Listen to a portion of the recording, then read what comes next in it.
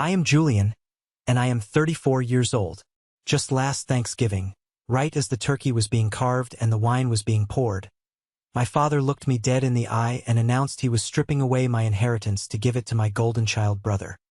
He did this in front of our entire extended family, raising his crystal wine glass to toast my brother's supposed brilliance while openly and ruthlessly mocking my career and my life choices. While I sat there, quietly eating my dinner, my parents told over 20 different relatives that my brother Marcus was a real man who built real things, while I was just a low-level government paper pusher who lacked ambition, drive, and vision. They laughed at my expense. My aunts and uncles nodded in agreement, looking at me with that sickening, unforgettable mix of pity and absolute disdain. But there was one massive, catastrophic detail they didn't know. They didn't know that my brother's luxury real estate empire was a complete and utter fraud. They didn't know that the anonymous angel investor who had been keeping him out of federal prison and funding his lavish lifestyle for the last 3 years was actually me.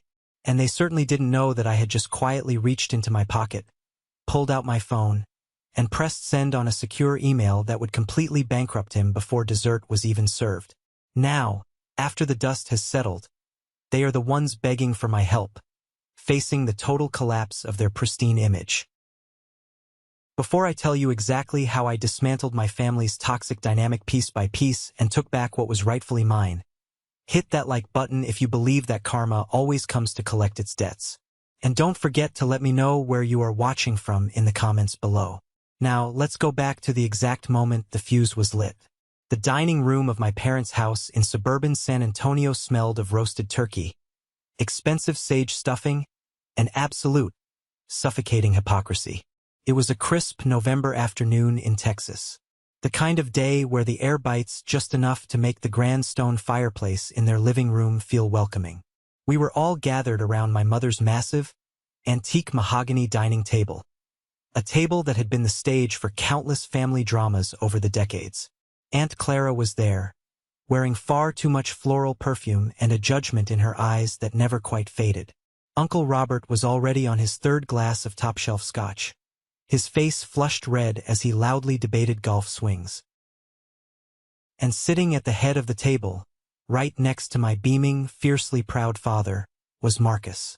Marcus is 3 years older than me, and he has spent every single one of those 37 years making sure everyone in a 50-mile radius knows exactly how successful he is.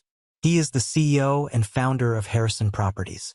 He wears custom Italian suits that cost more than some cars, flashes a heavy gold Rolex that catches the light every time he gestures, and drives a brand new, jet black Porsche. To my parents, he is the ultimate American dream realized.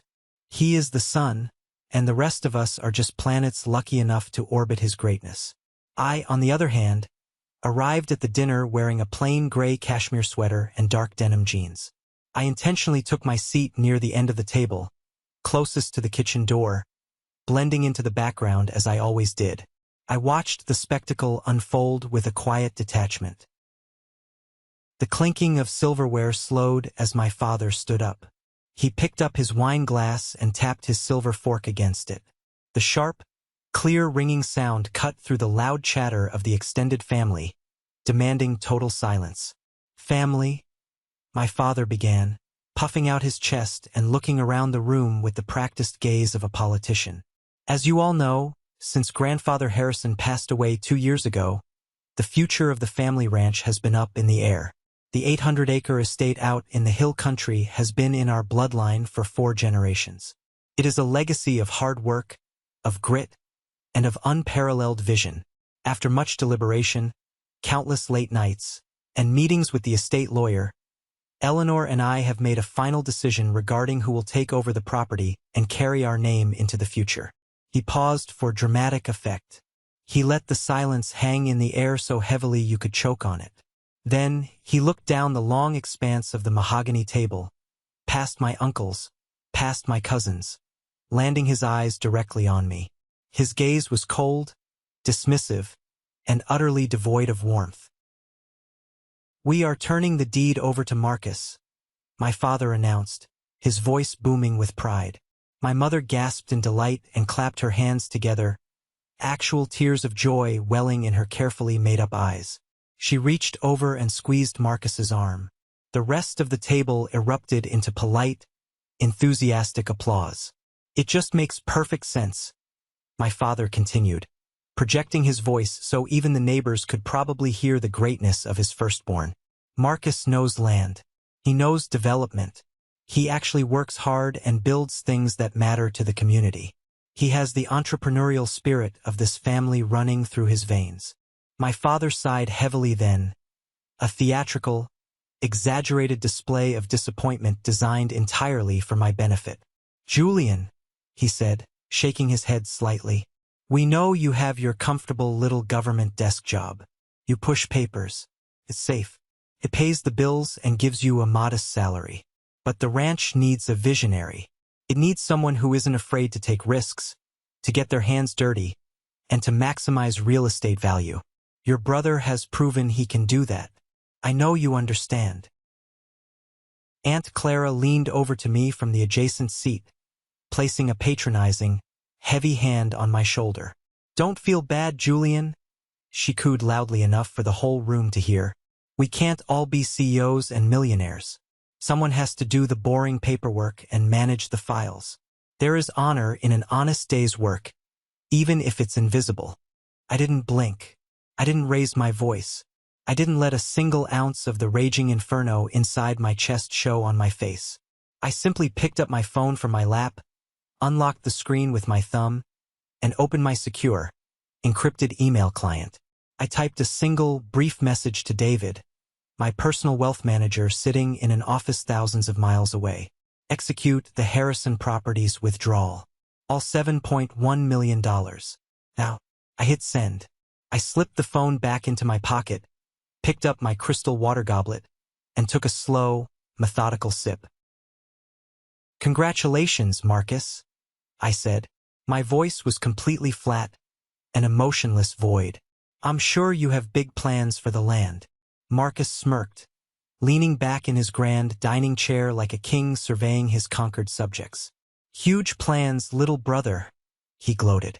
I'm going to bulldoze that rotting old barn, pave over the creek we used to play in, and put up 65 ultra-luxury homes. The profit margins are going to be astronomical once we rezone it. It's all about maximizing assets and knowing what things are truly worth. Maximizing assets, I repeated quietly, letting the words hang in the air between us. Exactly 1 minute and 40 seconds after I sent that email, the festive, self-congratulatory silence of the dining room was violently shattered by a harsh, aggressive buzzing sound. It was Marcus's phone. It was vibrating violently against the polished mahogany wood, disrupting my mother's attempt to pass the gravy boat. He glanced at the screen, rolled his eyes playfully for the audience, and silenced it. Work never sleeps when you're at the top, he chuckled. 10 seconds later, it rang again. This time, it wasn't the standard vibration. It was a different ringtone, the urgent, shrill, piercing sound he exclusively assigned to his chief financial officer.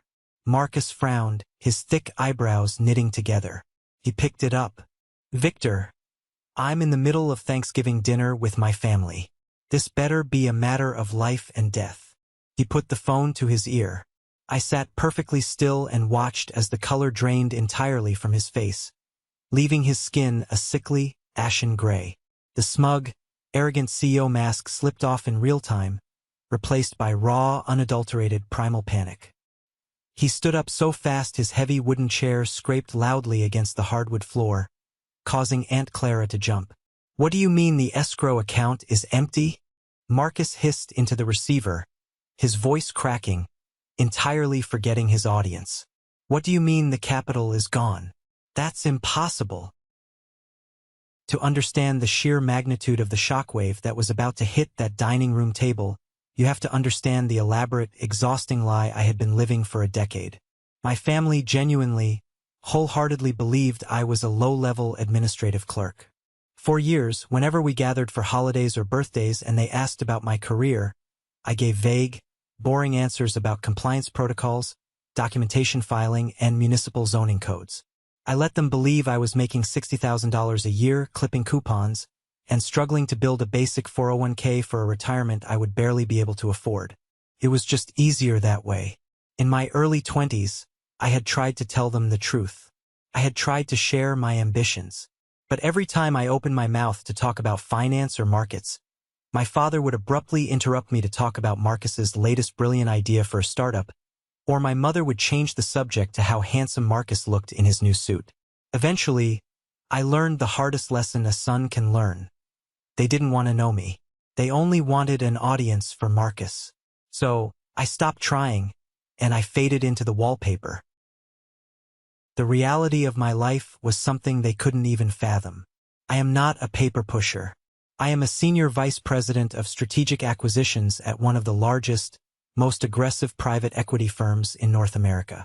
My job isn't filing municipal permits. My job is analyzing, structuring, and executing commercial real estate transactions and corporate buyouts worth hundreds of millions of dollars. I deal with hostile takeovers, massive asset liquidations, and high-stakes negotiations that determine the fate of entire corporations. I have a massive corner office with panoramic, floor-to-ceiling windows overlooking the Austin skyline. My performance bonus alone last year was more money than my father had earned in his entire lifetime of middle management sales.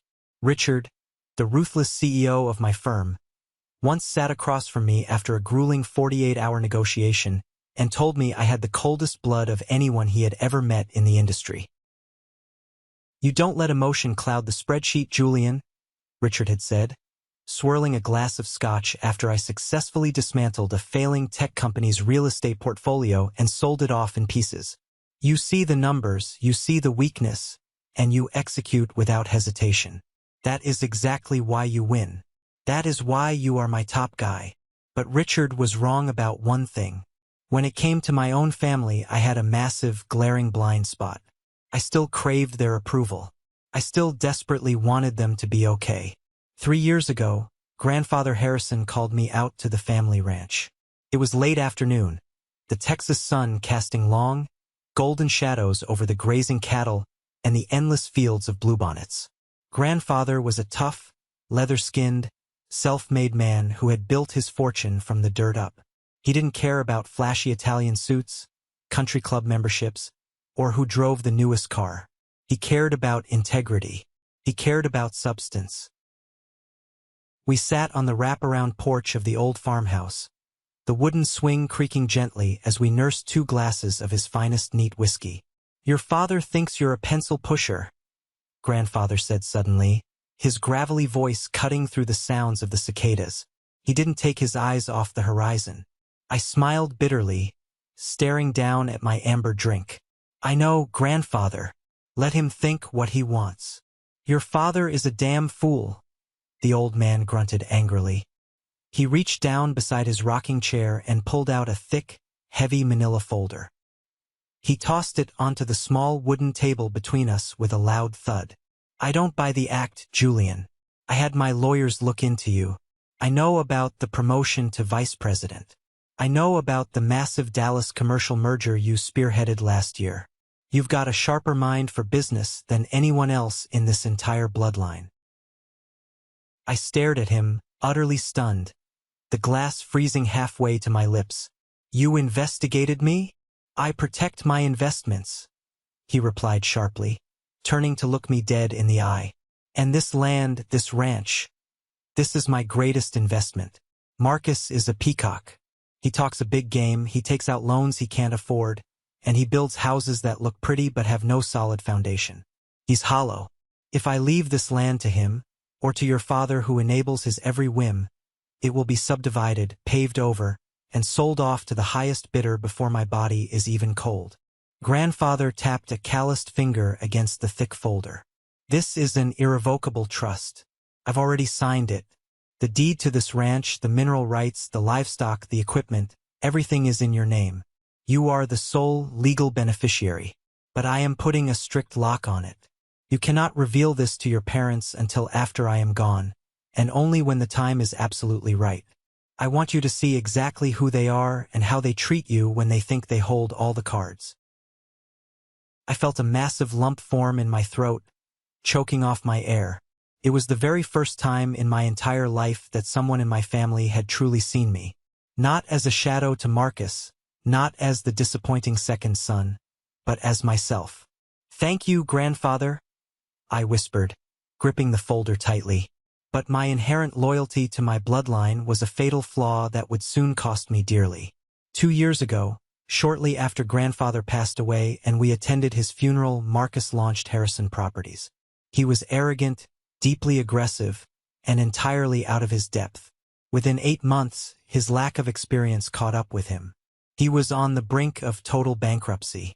He had over-leveraged his properties, taken out high-interest, predatory loans, and his suppliers were threatening to walk off the job sites. My parents were frantic. They mortgaged their own house to help him, draining their retirement funds and the small college fund they had saved for their future grandchildren. But it wasn't enough to plug the sinking ship.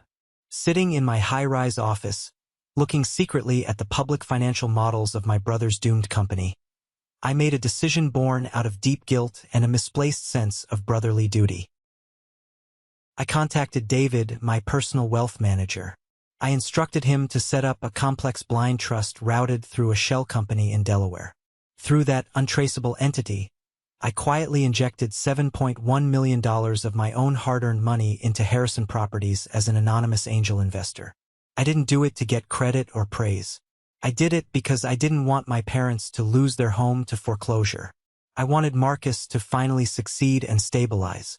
I genuinely thought the massive capital injection would give him the breathing room he desperately needed to hire competent accountants, fix his broken supply chain, and build a legitimate, lasting business.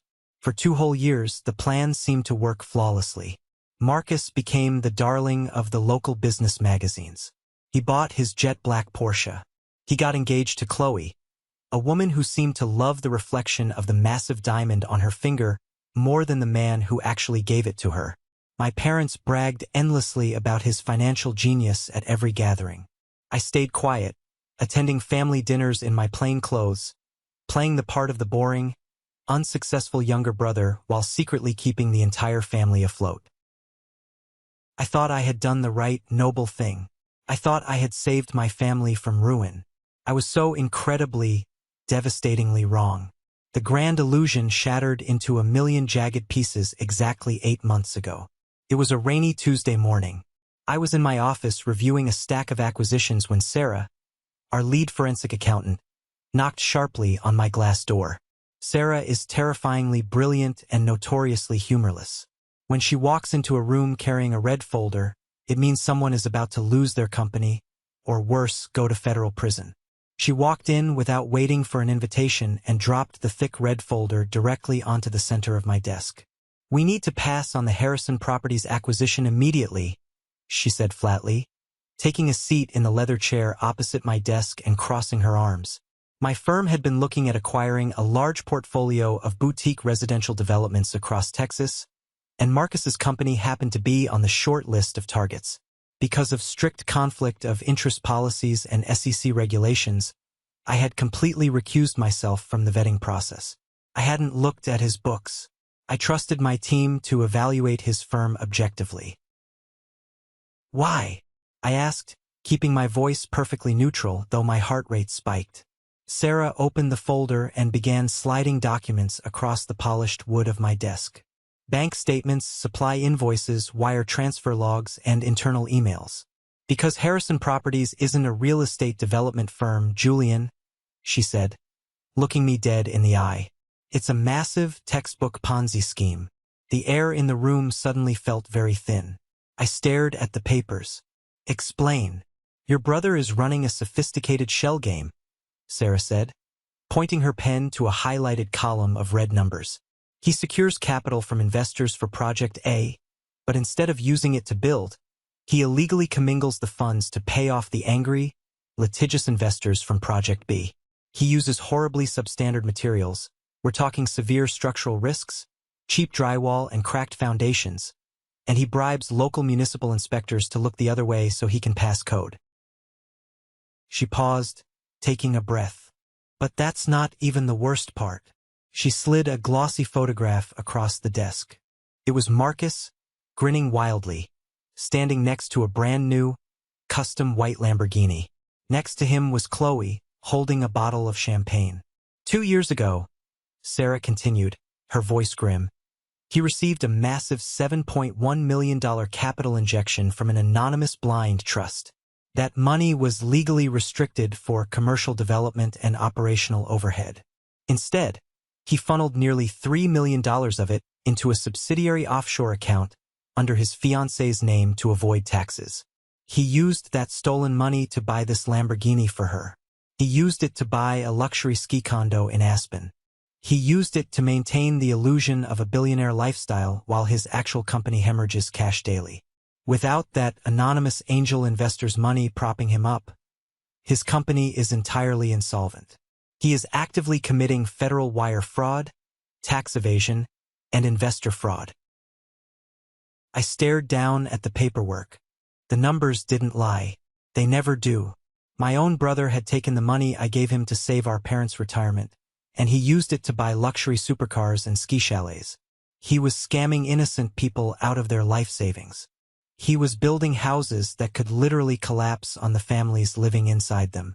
He was a monster wearing a tailored suit. Take them off the acquisition list, I told Sarah, my voice eerily calm, though a roaring fire had just ignited in my chest. Bury the file. Do not mention this to anyone in the firm. When she left the room, I locked the heavy wooden door. I walked over to the floor-to-ceiling window overlooking the city below. I gripped the cold metal of the window sill until my knuckles turned stark white. The betrayal was a physical, crushing weight in my chest. It wasn't just that he was a criminal. It was the absolute disrespect for the sacrifice that had been made for him. For weeks, I agonized over what to do.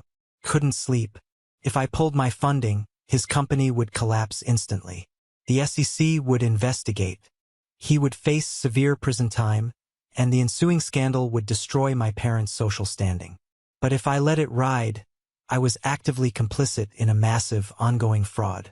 I decided to test the waters of my family's loyalty one last time. I called Uncle Robert, the supposed moral compass and elder statesman of the family, under the guise of asking for some career advice. I casually mentioned that I had read an article in the Wall Street Journal about real estate firms over-leveraging themselves, and asked if he thought Marcus was playing it safe. "Julian, please," Uncle Robert scoffed loudly through the phone, the sound of ice clinking in his glass. "Don't be jealous. It's beneath you. Marcus is a financial genius. You should be taking notes from him instead of worrying about his business practices. Focus on your little government pension and let the big boys handle the real money." That was the exact moment the remaining warmth in my heart turned to solid ice. There was no saving them. They didn't want to be saved. They wanted to worship a false idol. The final, explosive trigger was the phone call from my father, exactly 3 weeks before Thanksgiving. "Julian," my father had said, his tone dripping with unearned authority and condescension.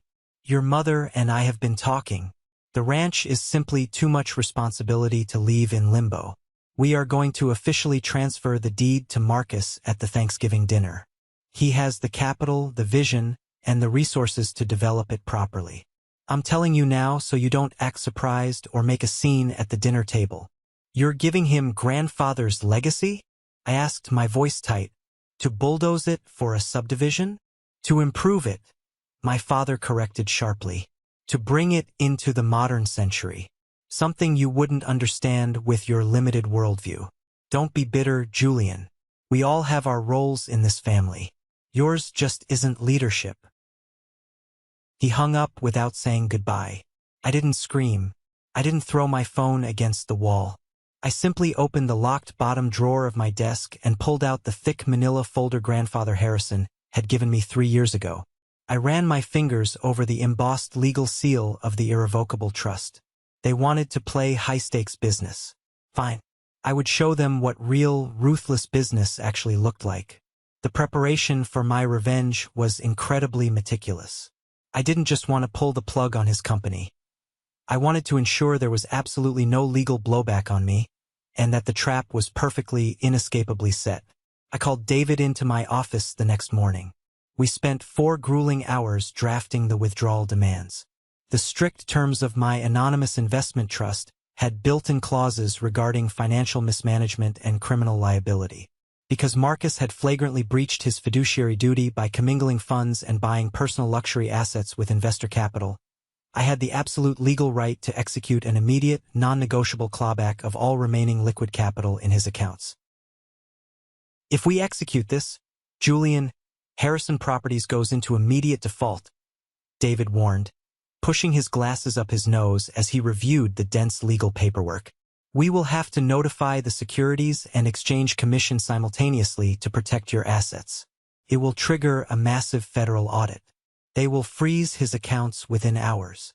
Draft the SEC notification, I ordered, my voice devoid of any hesitation. Have it ready to send the exact moment the withdrawal clears. He's your brother? David said softly, looking up at me with concern. No, I replied, signing the authorization form with a heavy black pen. He is a liability, and I am liquidating him. The day of Thanksgiving finally arrived.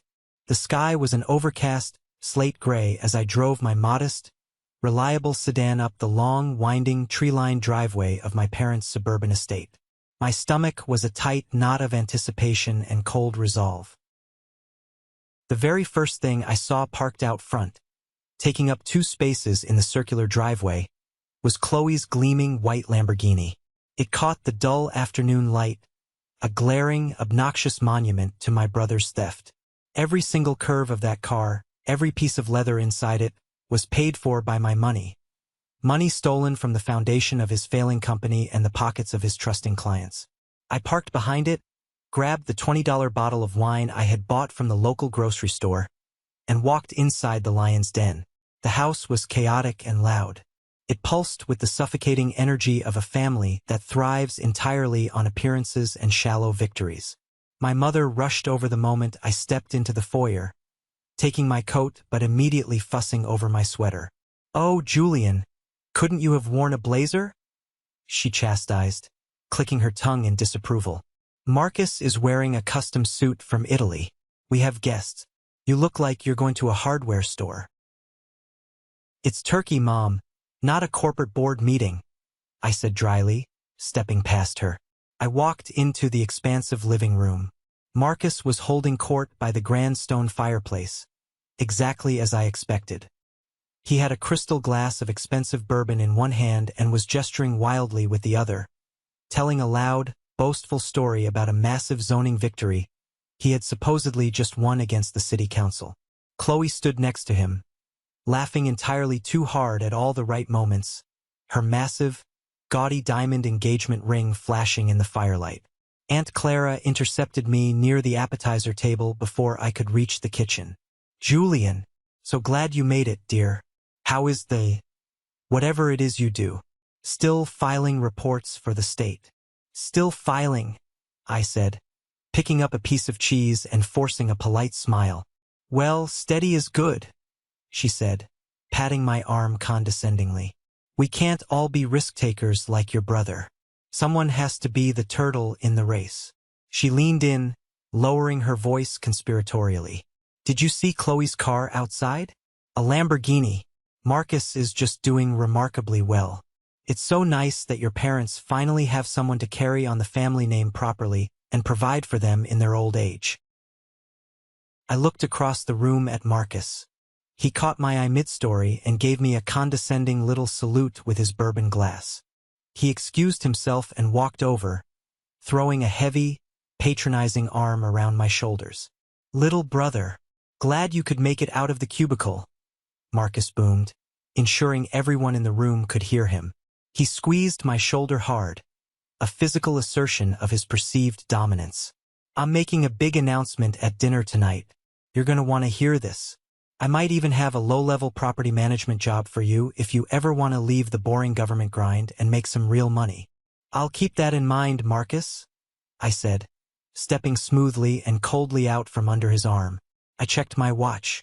It was 4 p.m. The domestic financial markets were closed for the holiday, but my wealth management firm operated globally, utilizing offshore routing that never slept. David was sitting at his computer in his London office right now, staring at a screen, waiting for my signal. Everything was in place. The legal documents, the SEC filings, and the irrevocable trust from Grandfather Harrison, sitting heavily like a loaded weapon in the inside pocket of my jacket. I was standing perfectly still in the eye of the hurricane. The air around me was calm. The family was smiling, oblivious to the impending doom. The turkey was being carved in the kitchen. They had absolutely no idea that a Category 5 financial storm was currently sitting in my outbox, waiting for a single, devastating tap of my thumb. When my father finally called everyone to the dining room table, I took my seat near the kitchen door. I placed my phone face up next to my water glass. I watched my mother serve the mashed potatoes with a silver spoon. I watched my father pour the expensive red wine. And then, my father tapped his glass. The room went silent, and my meticulously planned execution began. "What do you mean the escrow account is empty?" Marcus hissed into his sleek smartphone. His voice was a frantic, strained whisper that carried effortlessly across the sudden, dead silence of the dining room. My mother had literally frozen mid-motion, the heavy silver gravy boat suspended delicately over a steaming plate of mashed potatoes. Aunt Clara's jaw was slack, a piece of dinner roll halfway to her mouth. Uncle Robert had set his expensive Scotch glass down so hard the crystal clinked sharply against the mahogany wood, the amber liquid sloshing over the rim. Every single pair of eyes in the room was locked onto the family's golden child, watching the invincible, untouchable CEO crumble in real time. "Victor, listen to me," Marcus barked, his face turning from a sickly, pale ash gray to a mottled, panicked red. "Listen to me right now and stop hyperventilating. You call the bank manager. I have his direct cell number in the Rolodex. You tell him there has been a routing error. A massive, catastrophic routing error. The capital was locked in a blind trust. It is legally bound. Cannot just disappear into the ether on a Thursday afternoon. It is legally restricted for our commercial real estate overhead. Call the fraud department immediately. Tell them we've been hacked." He paused, listening to his chief financial officer on the other end of the line. The thick veins in Marcus's neck were bulging aggressively against the stiff collar of his custom Italian shirt. His breathing became shallow and erratic, like a man who had suddenly forgotten how to pull oxygen into his lungs. "A withdrawal demand?" Marcus shouted, entirely losing all pretense of his carefully cultivated executive composure. He was practically spitting the words. "Executed by who? We didn't authorize a clawback. Nobody from the board authorized anything. Who the hell authorized a $7 million clawback in the middle of Thanksgiving dinner?" I picked up my white linen napkin, folded it neatly into a perfect square, and placed it intentionally next to my dinner plate. The sound of my heavy wooden chair sliding back against the hardwood floor was loud enough to break the hypnotic trance that had fallen over the room. I stood up slowly. I didn't rush. I didn't smile. I didn't show a single ounce of the adrenaline that was currently surging through my veins. I let the absolute gravity of the moment settle over the table like a heavy, suffocating blanket of lead. I reached into the inside breast pocket of my gray cashmere sweater. I pulled out a thick, professionally bound document printed on heavy stock paper. It was the complete forensic accounting report my team had compiled, complete with SEC filing timestamps, offshore bank transfer logs, and copies of heavily doctored invoices. I tossed it onto the exact center of the table. It landed right next to the massive roasted turkey with a heavy, satisfying thud that made Aunt Clara physically jump in her seat. "Victor cannot call the bank manager, Marcus," I said. My voice was incredibly calm, remarkably steady, and it cut through his blind panic like a surgical steel scalpel. "The bank didn't make a routing error. Your accounts haven't been hacked. The fraud department cannot help you, and your CFO cannot stop the withdrawal process." Marcus slowly lowered the phone from his ear. His hand was shaking so violently he almost dropped the device. His eyes darted toward me, wide with wild, uncomprehending confusion. "Julian, sit down," he commanded, though his voice lacked any of its usual booming authority. "I am dealing with a massive corporate crisis right now. This is big boy business. This isn't your department. Let the adults handle this. I know exactly what kind of business it is, I replied, taking a deliberate step toward the center of the dining table. I authorized the clawback, Marcus. I pulled the funding. All $7.1 million of it. It's gone. It's out of your reach permanently. The room went so quiet you could hear the oak logs crackling in the fireplace on the other side of the living room. My father stood up abruptly, his face flushed with sudden, indignant anger. Julian, what is the meaning of this? My father demanded, puffing out his chest and using his best authoritative, patriarchal voice. What kind of sick, twisted joke are you playing? Your brother is dealing with a severe financial emergency, and you are trying to make it about yourself. It isn't a joke, Dad, I said, keeping my eyes locked dead on Marcus, watching the realization slowly begin to dawn behind his arrogant eyes. 3 years ago, when Harrison Properties was on the absolute brink of total bankruptcy, when you and Mom secretly mortgaged this house, when you drained your retirement accounts and the college funds you had set up for your future grandchildren just to bail him out, it wasn't enough. You didn't even scratch the surface of his debt. He was drowning. He was weeks away from losing everything and dragging your names through the mud. I pointed a firm finger directly at Marcus, who was now staring at me with a look of pure, unadulterated horror as the puzzle pieces began to forcefully lock together in his mind. I was the anonymous angel investor, I stated, my voice echoing clearly off the walls. I set up the Delaware Shell Company. I routed the money through David, my private wealth manager in London. I gave you $7.1 million of my own personal capital to save this family from financial ruin and public humiliation. I did it because, foolishly, I actually believed you wanted to build something legitimate. I wanted you to succeed. My mother let out a sharp, ragged gasp, dropping the gravy boat entirely. It hit the table with a clatter. The dark, rich brown liquid spilled violently across the pristine, hand-stitched white linen tablecloth, ruining the perfect holiday aesthetic she had spent 3 days obsessing over. You, Aunt Clara blurted out, her eyes wide, staring at me as if I had just grown a second head. Julian, that's impossible. You don't have that kind of money. You work a desk job for the government. You file reports for a living. I am a senior vice president of strategic acquisitions for a global private equity firm, Aunt Clara. I corrected her firmly, refusing to break eye contact with my brother. I evaluate, buy, and dismantle companies that make Harrison Properties look like a neighborhood lemonade stand. And exactly 8 months ago, my firm was formally asked by a third party to evaluate Marcus's company for a potential multimillion-dollar buyout. I gestured to the thick red document sitting ominously next to the ruined tablecloth. That is a certified forensic accounting audit, I said, projecting my voice so every single relative at the table could hear the undeniable truth. Because of conflict of interest regulations, I recused myself from the vetting process. But my elite team of auditors ripped his books apart line by line. And do you know what they found, Dad? They didn't find a visionary real estate developer. They found a criminal. They found a man running a massive textbook Ponzi scheme. Shut up, Marcus screamed, slamming his fist onto the table so hard the silverware rattled.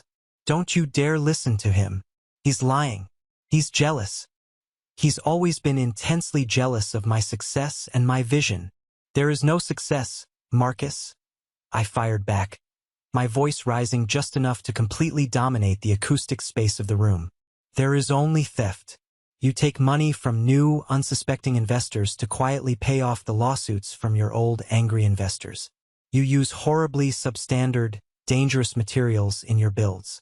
You bribe city inspectors to look the other way on cracked foundations. And worst of all, you flagrantly violated the strict legal terms of the fiduciary trust one set up to save you. I turned my intense gaze to Chloe. She was sitting rigidly in her antique chair, her heavily contoured face as white as a ghost, her hand instinctively covering the massive diamond engagement ring on her left hand as if I was about to snatch it from her. My capital was strictly, legally allocated for commercial development and operational overhead. I explained, letting the deep, profound disgust bleed into every syllable. Instead, Marcus funneled $3 million of it into an offshore subsidiary account registered in Chloe's name to illegally avoid federal taxes. He used my money to buy the custom white Lamborghini sitting in your driveway right now. He used my money to buy a luxury ski chalet in Aspen. He used my money to pay himself a massive, unearned salary so he could walk around town and pretend he was a titan of industry. "Julian, that is quite enough," my father yelled, stepping menacingly toward me, his hands balled into tight fists. "You are completely ruining Thanksgiving with these outrageous, slanderous lies. I will not have you disrespect your brother in this house." "The SEC doesn't deal in lies, Dad," I said coldly, standing my ground. "They deal in wire transfers. When I executed the withdrawal of my capital 15 minutes ago, the legal framework of my trust automatically triggered an immediate mandatory notification to the Securities and Exchange Commission in Washington. By Monday morning, his corporate accounts will be entirely frozen. There will be federal agents walking out of his shiny downtown office carrying boxes of hard drives. He is completely, irreversibly insolvent." Marcus collapsed back into his chair as if his strings had been cut. He looked like a man who had just been hit head-on by a speeding freight train. The smartphone slipped entirely from his sweaty fingers and clattered loudly onto the hardwood floor. "You destroyed me," Marcus whispered, his voice trembling violently with a pathetic mix of impotent rage and absolute, bottomless terror. "You actually destroyed my company." "No," I corrected him, feeling a deep, profound sense of finality settling comfortably in my chest, a weight I had carried for years finally lifting. "I just took my foundation out from underneath your fragile house of cards. You destroyed yourself." The grand, carefully curated illusion of the perfect, successful American family was officially dead on the dining room floor, bleeding out right next to Marcus's dropped cell phone. My mother began to cry, not the delicate, polite, easily dabbed tears she usually used to garner sympathy at country club luncheons, but harsh, ugly, breathless sobs of genuine, unadulterated panic. She rushed around the long table, nearly tripping over her expensive heels, and grabbed my arm. Her perfectly manicured fingers dug painfully into the soft wool of my cashmere sweater. "Julian, please," she begged, her voice high-pitched, desperate, and cracking under the strain. "Please, you have to stop this right now. Call your wealth manager back. Call him this second. Tell him it was a terrible mistake. Tell the government it was just a family misunderstanding. He is your brother, Julian. Your own flesh and blood. You have the money. You can fix this. If he goes to federal prison, the family name will be completely ruined. We will lose everything. The scandal will destroy us." I looked down at my mother's hands gripping my arm so tightly her knuckles were white. In that split second, I didn't see a grieving mother. I saw the reality of her affection. I thought about the decades I spent sitting quietly in the corner of this very house, swallowing my pride, suppressing my own achievements while she paraded Marcus around like a prize-winning thoroughbred. I remembered being bullied in high school, coming home with a bruised face, only for her to tell me to stop being so sensitive because Marcus had an important football game that weekend and I was ruining the mood. I thought about how effortlessly, how quickly she was willing to ask me to sacrifice my own professional integrity, my legal standing, and my hard-earned wealth just to protect her favorite son from the completely justified consequences of his own heinous crimes. She didn't care about the families Marcus had scammed. She didn't care about the contractors who hadn't been paid. She only cared about the family name. She only cared about the optics. I gently but incredibly firmly removed her hands from my arm and took a deliberate step back, creating a physical boundary between us. "I cannot fix it, Mom," I said flatly, my voice devoid of any warmth. And even if I possessed the power to rewind time, I wouldn't do it. I gave him $7 million of my own money to build a lasting legacy. I gave him a lifeline that nobody else in the world would have given him. And he used it to buy a Lamborghini, live like a king, and commit felony fraud. I am officially done enabling him. I am done being the silent, invisible safety net for his massive ego. My father's face contorted into an incredibly ugly mask of pure, unbridled rage. The patriarch of the family couldn't handle the sudden, violent shift in power dynamics. He couldn't handle the undeniable fact that the son he had repeatedly dismissed as a loser, the son he had just publicly humiliated minutes ago, was standing in his dining room holding the executioner's axe over his golden child's neck. "You arrogant, ungrateful bastard." My father spat, pointing a trembling, furious finger inches from my face.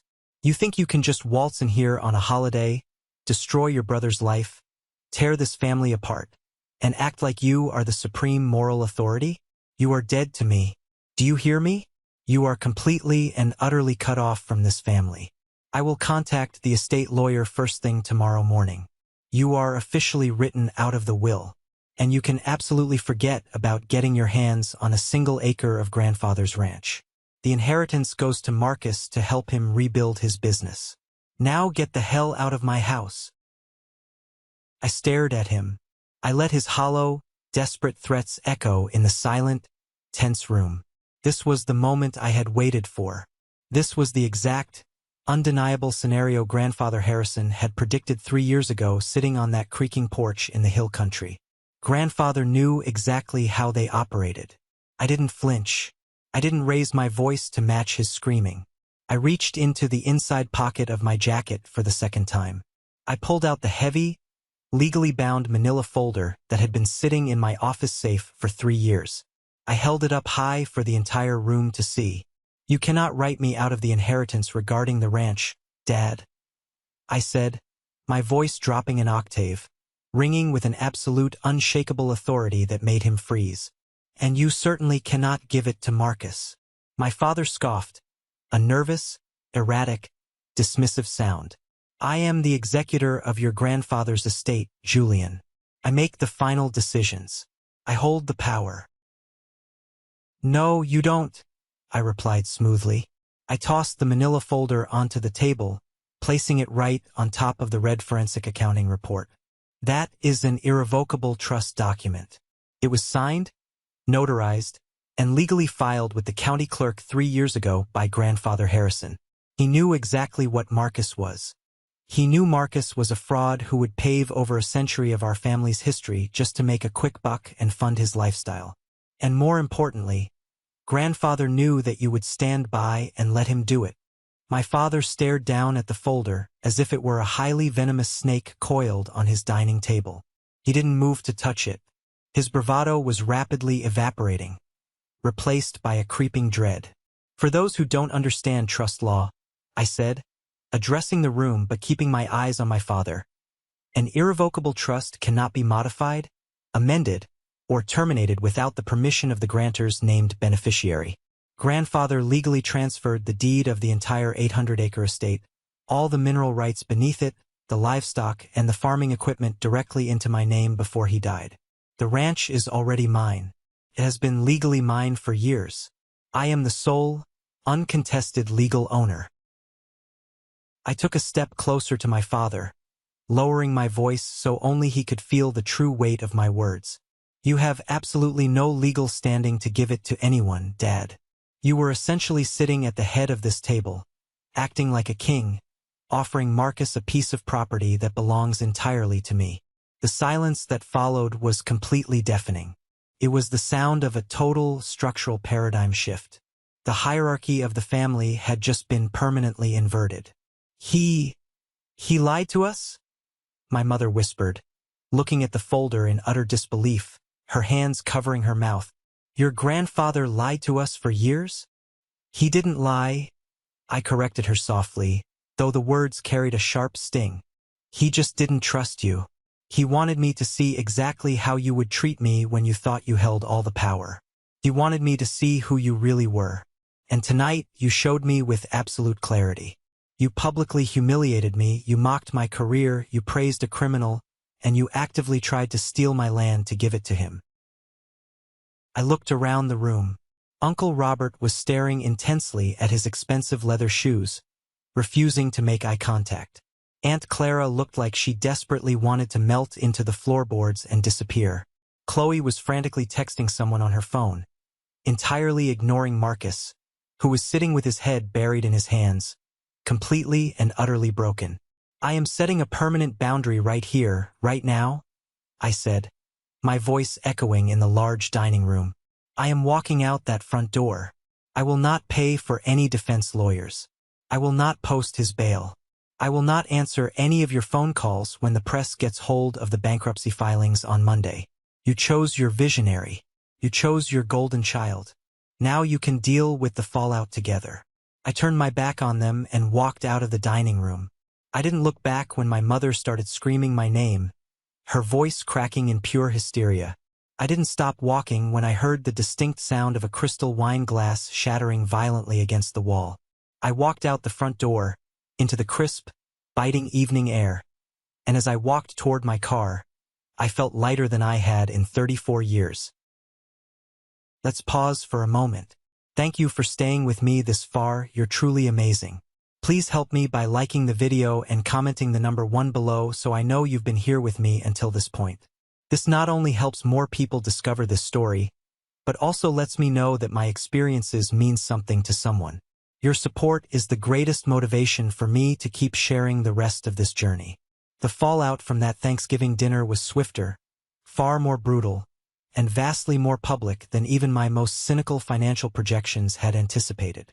By early Monday morning, the news had officially hit the local business journals and the regional financial papers. The headlines were utterly merciless, plastered across every screen in the city. Harrison Properties files emergency Chapter 11 bankruptcy amid sweeping federal fraud probe. Local real estate wunderkind accused of multi-million-dollar Ponzi scheme. The Securities and Exchange Commission moved with terrifying, bureaucratic efficiency. Because my withdrawal had triggered an automatic fraud alert tied to a federally regulated blind trust, they didn't waste time with subpoenas. They moved straight to asset freezing. Every single corporate account, payroll account, and personal bank account linked to Marcus was locked down before he even finished his morning coffee. At 9 a.m. sharp, a team of federal agents in dark windbreakers walked into the shiny, glass-walled downtown office of Harrison Properties. They ordered the shocked employees to step away from their desks. They spent 6 hours carrying out boxes of physical ledgers, hard drives, and server towers. The image of Marcus being escorted out of his own building, looking disheveled and pale, was broadcast on the local noon news. Marcus's carefully constructed world evaporated overnight. The wealthy, elite investors who had previously praised his supposed genius at country club galas were now lining up with high-powered, ruthless attorneys to file massive civil lawsuits. The local contractors, the plumbers, the electricians, the carpenters, who had been continuously stiffed on their payments, immediately padlocked the active construction sites, spray-painting "thief" across the plywood boards of his half-built luxury homes. But the deepest, most devastating betrayal for Marcus didn't come from the government or the angry courts. It came from inside his own house. Chloe, the woman who had happily spent stolen investor money on designer clothes, first-class flights, and luxury vacations, proved very quickly that her loyalty was entirely transactional. The moment the SEC began aggressively looking into the offshore subsidiary accounts registered in her name, she panicked. She realized she was facing potential jail time as an accessory to wire fraud. She didn't stand by her man. Instead, she hired a ruthless, highly expensive criminal defense attorney and immediately struck a deal with the federal prosecutors. In exchange for full legal immunity and a promise of no jail time, Chloe handed over absolutely everything. She provided the secondary hidden ledgers. She handed over thousands of incriminating emails. She provided text messages where Marcus explicitly admitted to using new investor money to pay off old debts. She handed the prosecution a perfectly wrapped, undeniable case. She broke off the engagement via a formal, cold letter delivered by her lawyer to Marcus's holding cell. She packed her designer bags and left him. But she didn't get to keep the spoils of his crimes. The federal government ensures that crime doesn't pay, at least not when they catch you. I received a highly satisfying update from David, my wealth manager, 2 weeks later. The bank, working in direct tandem with the Federal Asset Forfeiture Division, moved aggressively to repossess all the luxury vehicles bought with the stolen funds. It happened on a Tuesday afternoon. The custom white Lamborghini was loaded onto a heavy flatbed tow truck right out of my parents' suburban driveway, where Chloe had abandoned it to avoid being seen with it. My mother had to stand on the porch and watch it happen in front of the entire neighborhood. Marcus's beloved, jet black Porsche suffered the exact same humiliating fate, towed away from his luxury downtown condo while local news cameras, tipped off by an anonymous source, filmed the entire spectacle. My parents were utterly, comprehensively devastated. The pristine social standing they had spent decades meticulously cultivating crumbled to dust in a matter of days. They could no longer attend their prestigious country club dinners.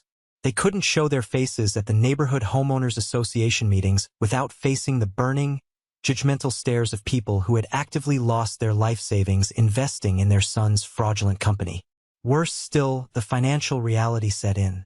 Because my parents had secretly mortgaged their fully paid-off home to bail Marcus out in the early days of his failing business, they were now facing a severe financial crisis of their own. The bank called in the loan.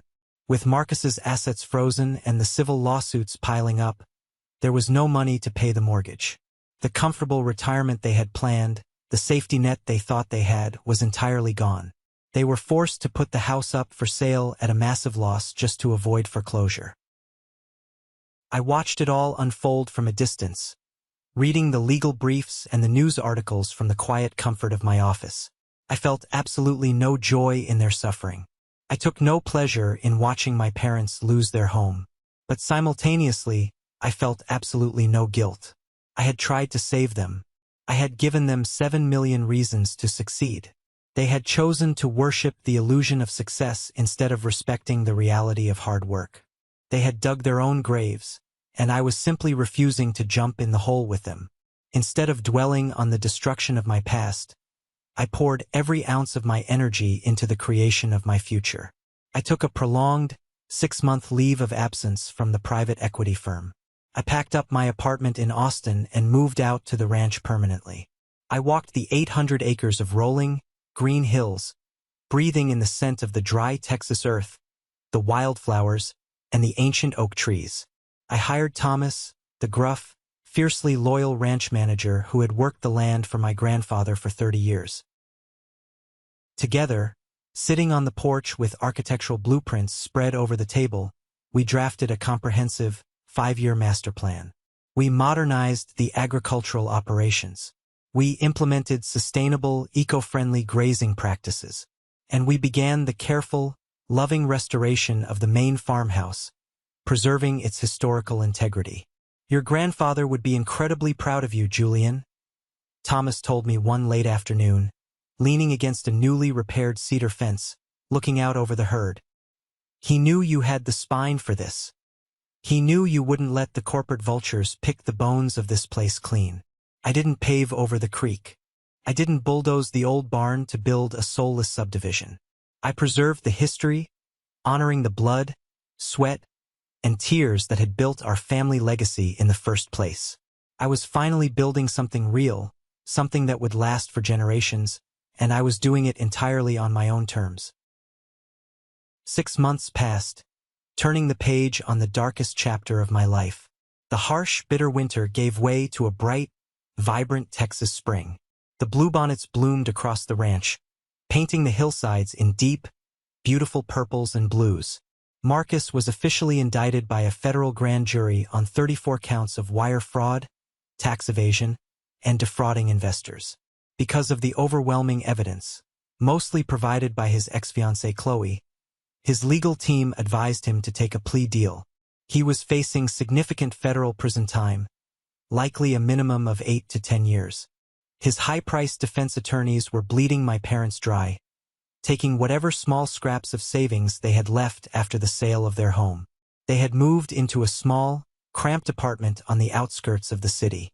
Meanwhile, my career reached heights I had never even dreamed of. Richard, the CEO of my private equity firm, formally announced my promotion to executive managing director of the entire Southern Division. I was featured on the cover of a prominent national financial magazine, recognized for successfully navigating an incredibly complex, billion-dollar corporate merger that completely reshaped the commercial real estate landscape across 3 states. The article highlighted my relentless analytical mind and my unshakable composure under pressure.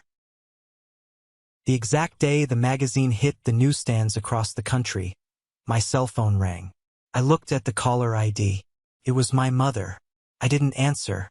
I let it ring until it went to voicemail. I sat at my massive, hand-carved oak desk in the newly renovated study at the ranch, looking out the large bay window at the horses grazing peacefully in the pasture. I tapped the screen and played the voicemail on speakerphone. Julian. My mother's voice trembled through the tiny speaker. She sounded incredibly old, deeply exhausted, and uncharacteristically fragile. The haughty arrogance was completely gone. I saw the article in the magazine at the grocery store today. We are so incredibly proud of you. We always knew you were smart. Your father and we were wondering if you would be willing to meet us for coffee this weekend. We miss you terribly. The apartment is so quiet. And Marcus's legal fees. We are struggling so much, Julian. We really need our family to be united right now. Please call me back. We love you. I listened to the recording twice. I analyzed the cadence of her voice, the carefully chosen words. I heard the genuine desperation, yes. But beneath the tears, I also heard the familiar, insidious manipulation. They didn't want to reconnect because they had finally seen the error of their ways. They didn't want to apologize for decades of emotional neglect or the horrifying way they treated me at Thanksgiving. They wanted to reconnect because their golden child was a convicted felon awaiting sentencing. They wanted to reconnect because their bank accounts were entirely empty. They wanted to reconnect because the son they had publicly humiliated and discarded was now a recognized, wealthy titan of industry with deep pockets. They didn't want a son. They needed a new savior to fund their mistakes. I picked up my phone. I didn't call her back. I didn't send a text. I navigated to her contact profile and pressed block. I did the same for my father's number. I blocked Aunt Clara, Uncle Robert, and every other relative who had sat at that table and laughed at my expense. I systematically severed the final, toxic threads that tied me to a family that only valued me for what I could provide, rather than who I actually was. Boundary setting isn't just about saying no when someone asks for a favor.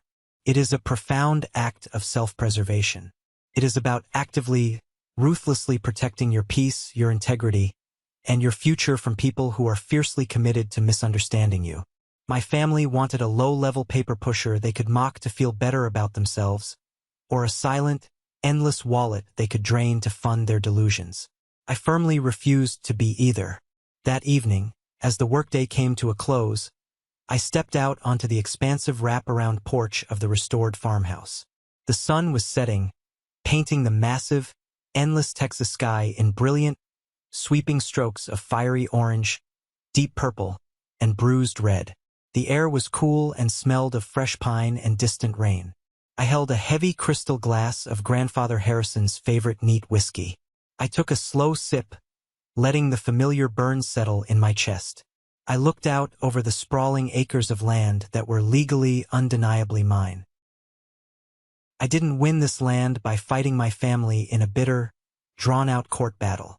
I didn't win it by endlessly seeking their approval, or by trying to shout my worth across a crowded dinner table to people who were determined not to listen. I won it because I stayed incredibly quiet. I worked relentlessly hard in the shadows. I built real, undeniable skills. And when the time came, I simply allowed the absolute truth to be my ultimate weapon. I stepped back and let the garbage take itself out. Sometimes the absolute most powerful thing a man can do in this world is to calmly stand up, push his chair back, and walk away from a table where respect is no longer being served. Thank you for joining me on this journey today. Healing from deep family betrayal is never a straight line, and setting firm boundaries with the very people who raised you is, without a doubt, one of the hardest, most agonizing things you will ever have to do in your life. But I promise you, from the bottom of my heart, the absolute peace and clarity you find on the other side is worth every single difficult step. Have you ever faced something similar with your own family? Have you ever had to walk away from a toxic dynamic to save yourself and your own sanity? Share your story in the comments below. I read every single one of them, and your courage in sharing helps others realize they are not alone in their struggles. And don't forget to like and subscribe so you don't miss the next journey we take together. Until next time, stay strong, know your absolute worth, and aggressively protect your peace.